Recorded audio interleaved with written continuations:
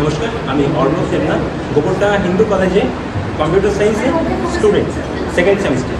So আমাদের এই প্রজেক্টটা হলো টেম্পারেচার ট্র্যাকিং সিস্টেম। সো এই ডিভাইসের মাধ্যমে আমরা এই ঘরের লাইভ টেম্পারেচার এবং হিউমিডিটি দেখতে পাই। শুধু দেখতে পাই না, এই ডিভাইসটা একটা আইওটি ডিভাইস। এর মধ্যে ESP8266 একটা আইওটি মডিউল আছে, যার মাধ্যমে এই ডেটাটা 1 মিনিট অন্তর অন্তর একটা ওয়েব সার্ভারে চলে যায়। এবার ওই ওয়েব সার্ভারে যাওয়ার ফলে এই ডেটাটা না লগ হয়। অর্থাৎ আমি পরে গিয়ে এই যে ঘরের যে টেম্পারেচারের ডিফারেন্স এবং হিউমিডিটির ডিফারেন্স, দিনের বেলা রাতের বেলা কী কেমন চেঞ্জ হচ্ছে, সেটা চার্ট আকারে দেখতে পারবো।